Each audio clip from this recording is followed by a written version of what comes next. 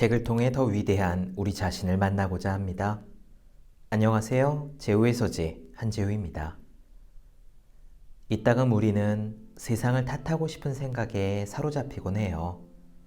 세상이 조금 더 공평했더라면, 내가 조금 더 부잣집에서 태어났더라면, 나도 저 사람들처럼 운이 좋았더라면.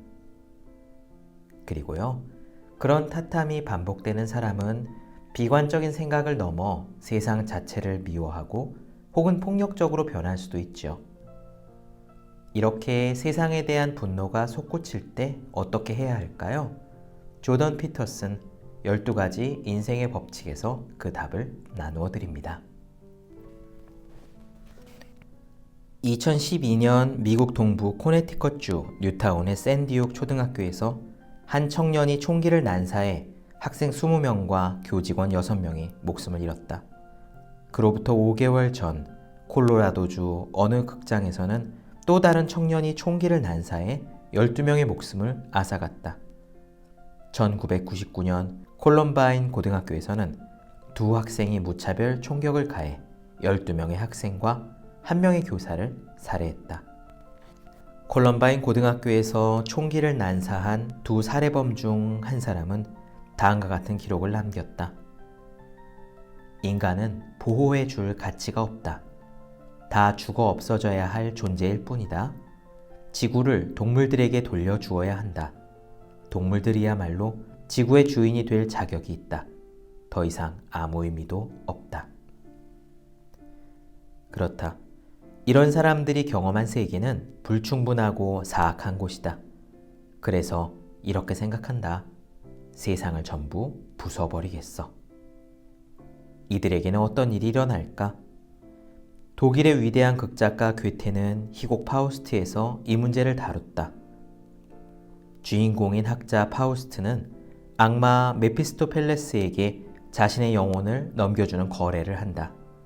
거래 대가로 파우스트는 지상에 사는 동안 모든 원하는 것들을 얻는다. 이 작품에서 메피스토펠레스는 모든 존재의 영원한 적이다. 그는 자신의 신조를 이렇게 설명한다.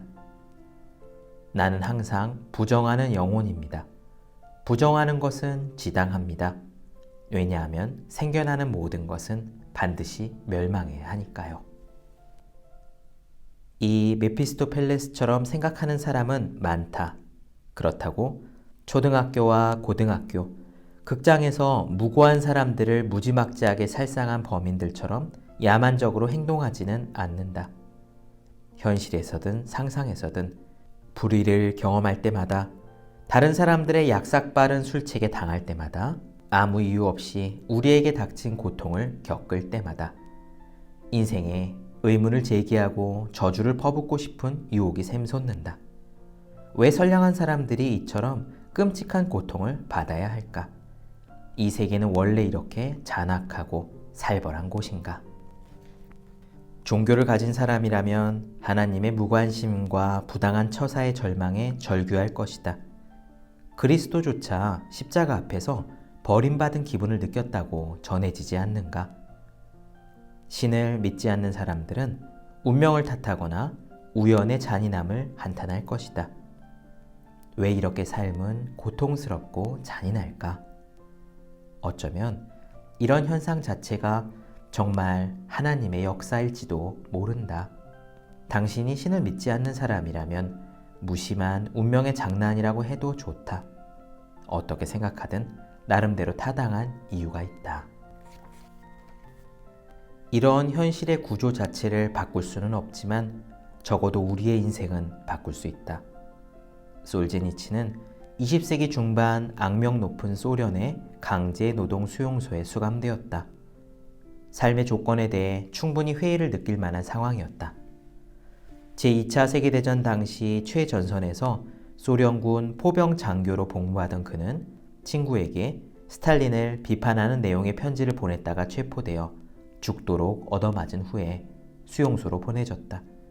그리고 수용소 안에서 암에 걸렸다. 세상을 원망하고 원한을 품을 만했다. 그의 삶을 불행의 수렁으로 밀어넣은 장본인은 스탈린과 히틀러였고 그들은 인류 역사에서 최악의 독재자였다. 솔제니치는 인생의 대부분을 의미 없는 고된 노동에 헛되이 낭비했다.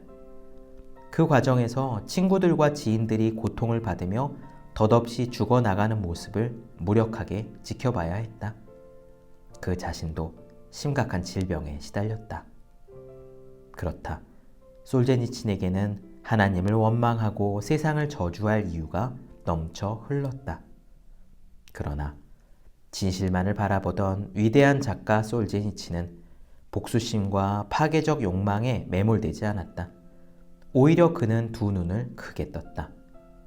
섬뜩한 환경과 온갖 시련 속에서도 훌륭하게 처신하는 사람들을 만났다. 솔제니치는 그들의 행동을 관찰하며 분석했다. 그리고 자신에게 물었다. 나에게 닥친 재앙에 내 책임은 없는가? 책임이 있다면 이 모든 일이 어떻게 일어났는가? 그는 공산당을 무작정 지지하던 젊은 시절을 떠올렸다. 그리고 자신의 삶 전체를 되짚어 보았다. 수용소에서 남는 건 시간뿐이라서 생각할 시간이야 얼마든지 있었다. 과거에 내가 어떻게 잘못된 선택을 했는가? 잘못된 짓이란 걸 뻔히 알면서도 양심에 어긋난 행동을 얼마나 많이 했는가? 본심을 숨기고 거짓말을 한 적은 또 얼마나 많은가? 솔제니치는 과거의 삶을 세세한 부분까지 되짚어가며 계속해서 질문을 던졌다. 지금부터라도 그런 실수를 중단할 수 있을까? 내가 과거에 한 실패 때문에 생긴 피해를 복구할 수 있을까? 그는 관찰하고 경청하는 법을 배우기 시작했고 존경할 만한 사람들을 찾아냈다. 그들은 어떤 경우에도 정직함을 잃지 않는 사람들이었다. 솔제니치는 또한 자신을 조각조각 분해해서 뜯어보고 불필요하고 해로운 부분을 지워서 새로운 인간으로 다시 태어났다. 그리고 이 모든 역경을 딛고 일어나 1973년 소련의 강제 노동 수용소를 고발한 수용소 군도를 썼다. 수용소 군도는 꾸밈없는 진실에서 오는 강력한 도덕적 힘으로 써내려간 격정적인 작품이다. 날카로운 진실의 목소리가 수백 쪽에 걸쳐 비명처럼 울려 퍼진다. 이 책은 소련에서는 당연히 금서가 되었다. 하지만 1970년대 서구권으로 밀반입되어 여러 나라에서 출간되면서 엄청난 반향을 일으켰다. 솔제니친의 글은 공산주의 이데올로기의 권위에 심각한 타격을 입혔다. 그렇다. 한 남자가 운명을 탓하지 않고 삶의 방식을 바꾸기로 결심했다. 그리고 공산주의라는 병적인 시스템의 폭정을 뿌리째 뒤흔들어 놓았다. 오랜 시간이 지나지 않아 공산주의는 완전히 붕괴했다. 솔제니친의 용기가 큰 역할을 한 것이다. 위대한 정신은 현실을 탓하지 않는다. 삶을 혐오하지도 않고 하나님을 원망하지도 않는다. 삶이란 것이 그렇다. 우리는 안정적인 삶을 위해 체제를 세운다. 가족을 이루고 공동체를 형성하고 국가를 만든다. 이런 체제의 밑바탕이 되는 원칙을 정하고 믿음의 체계를 만든다. 처음에는 아담과 하와처럼 낙원과 같은 곳에서 순수한 믿음으로 살아간다. 그러나 성공이 계속되면 무사안일에 빠져 마땅히 해야 할 것들에 주의를 기울이지 않는다. 현재 가진 것들을 당연하게 여기면서 어렵고 귀찮고 안 좋은 일에는 눈을 감아버린다. 세상이 변하고 타락의 씨앗이 자라고 있음을 눈치채지 못하는 것이다. 그러면 어느 순간 모든 것이 무너져 내린다. 모든 것이 산산이 부서지는 것은 현실 세계의 잘못일까? 하나님의 잘못일까? 아니면 우리의 부주의 때문일까? 2005년 미국 남부를 강타한 허리케인 카트리나는 역대 최악의 자연재해로 기록되었다. 그런데 카트리나가 남긴 상처는 과연 자연재해였을까? 해수면보다 지면이 낮은 네덜란드는 제방을 쌓아 수해에 대비한다. 미국 역시 최악의 참사를 막을 기회가 있었다. 하지만 홍수 피해를 염려한 몇몇 사람들의 경고는 번번이 무시당했다. 허리케인은 인간의 힘으로는 어찌할 수 없는 자연재해다. 하지만 준비가 필요하다는 걸 뻔히 알면서도 준비하지 않은 인간의 잘못이 불필요한 피해를 키웠다. 결국 각자가 제 역할을 하지 않은 것이다. 당신이 지금 고통받고 있다면 그건 당연한 거다. 인간의 능력으로 할 수 있는 것이 별로 없고 삶은 원래 그 자체로 비극적이다. 하지만 그 고통이 더는 감당하기 어렵다고 느껴진다면, 그래서 그 때문에 삐뚤어지고 있다면 진지하게 생각해 봐야 할 것이 있다. 당신의 환경을 생각해 보자. 우선 작은 것부터 살펴보자. 당신은 자신에게 주어진 기회를 100% 활용해 왔는가? 직장에서 전력을 다해 일하고 있는가? 혹시 분노와 원망에 사로잡혀 맥없이 하루하루를 보내고 있지는 않는가? 형제와는 잘 지내고 있는가? 배우자를 존중하는가? 자식을 애정으로 대하고 있는가? 건강과 행복을 파괴하는 나쁜 습관을 가진 건 없는가? 당신에게 주어진 책임을 다하고 있는가? 친구와 가족에게 꼭 해야 할 말을 하는가? 당신 삶을 깨끗이 정리했는가? 만약 그렇지 않다면 지금부터라도 이렇게 해보자. 당신이 옳지 않다고 생각하는 것들, 그것들을 중단하라. 오늘 당장 중단하라. 그 행동이 잘못된 것이라는 사실을 이미 알면서 그 행동을 합리화하는데 시간을 낭비하지 말라. 그런 식의 합리화는 전혀 도움이 안 되고 혼란을 키우며 실천을 방해할 뿐이다. 당신은 이유를 정확히 몰라도 무엇이 옳고 그른지 정도는 알 수 있다. 자세히 설명할 수 없고 명확히 표현할 수 없어도 무엇이 잘못되었다는 정도는 직감할 수 있다. 따라서 중단해야 한다는 생각이 조금이라도 들면 그냥 중단하라. 바로 그 비겁하고 천박한 행동을 지금 당장 중단하라.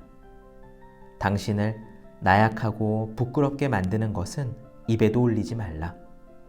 당신을 강인하게 만드는 생각만 하고 당신에게 힘을 주는 말만 하라. 떳떳하게 말할 수 있는 것만 말하라. 다른 사람의 의견은 중요하지 않다. 오로지 당신의 판단이 행동의 기준이다. 세상이 정한 행동 기준을 따라야 할 필요는 없다.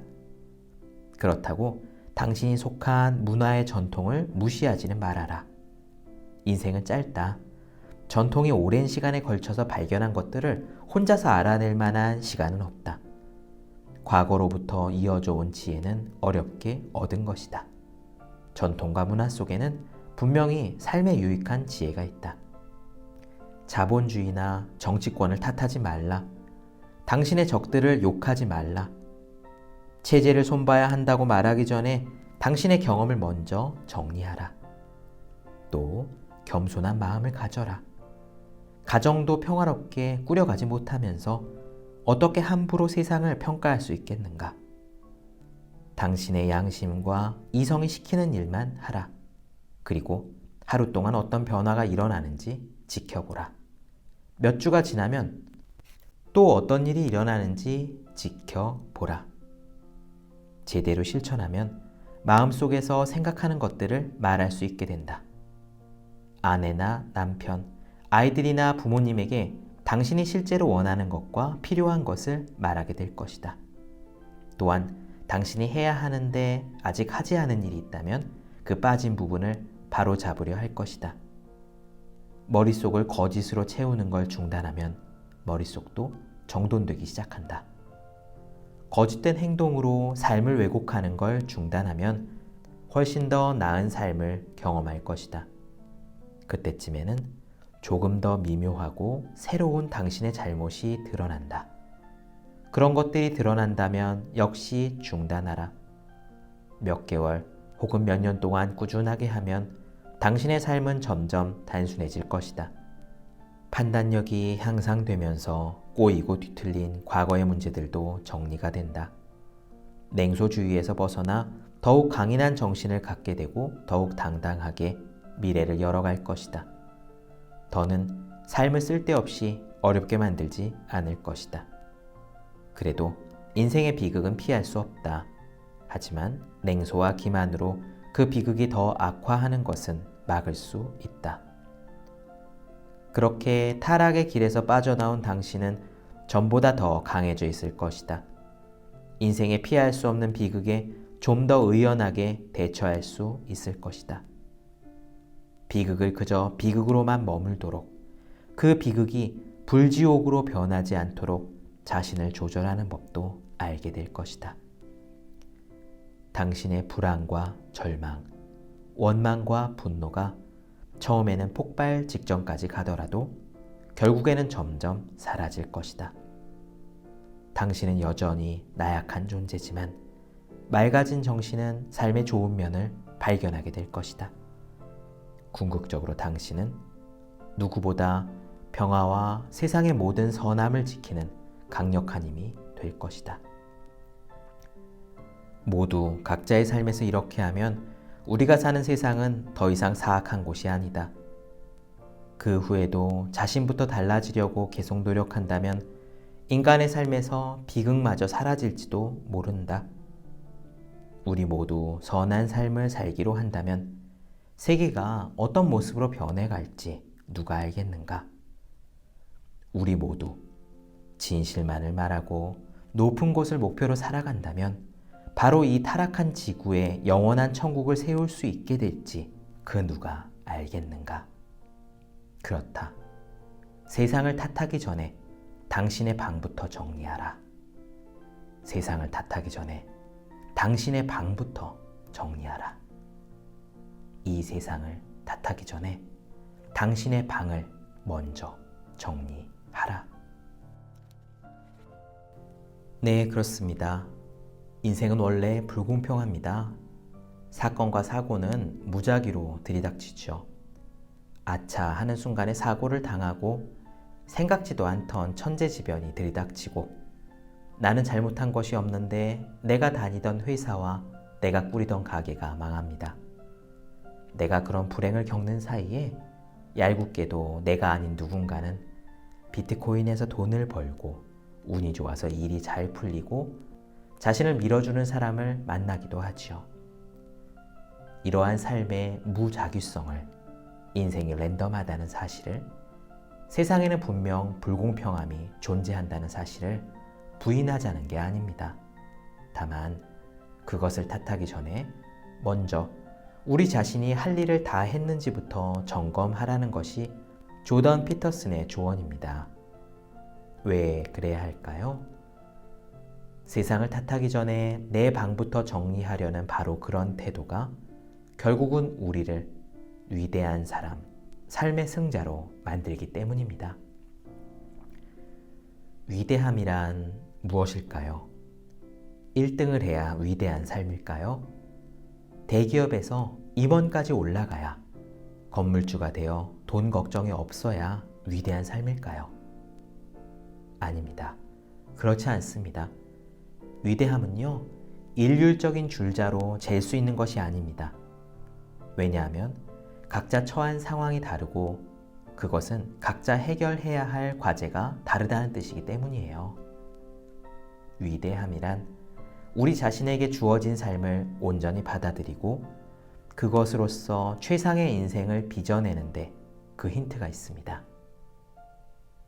지금 우리의 상황이 열악해도 좋아요. 내가 시험에 여러 번 떨어져도 좋고 내가 사업에 망해도 괜찮습니다. 그건요, 지금 우리에게 주어진 과제입니다.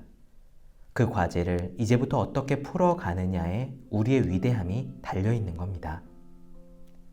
우리 상황이 아무리 열악하다고 해도 억울하게 수용소에 갇혀서 죽을 위기를 넘기면서 수십 년간 강제 노동에 시달린 솔제니친만큼이 하겠습니까? 그래요. 세상을 탓하기 전에 방부터 정리합시다. 내가 할 수 있는 것을 다 하는데 온 정신을 집중합시다. 그런 하루하루가 축적될 때요, 우리는 위대함으로 나아갈 수 있습니다.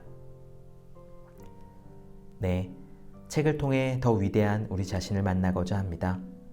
제후의 서재, 오늘 이야기가 흥미로우셨다면요. 조던 피터슨의 12가지 인생의 법칙 직접 읽어보시기를 권합니다. 저는 여러분들의 구독, 좋아요, 그리고 댓글 기다리고 있겠습니다. 오늘 방송 여기까지 할게요. 전 다음 시간에 뵙겠습니다. 함께해 주신 여러분들 모두 고맙습니다.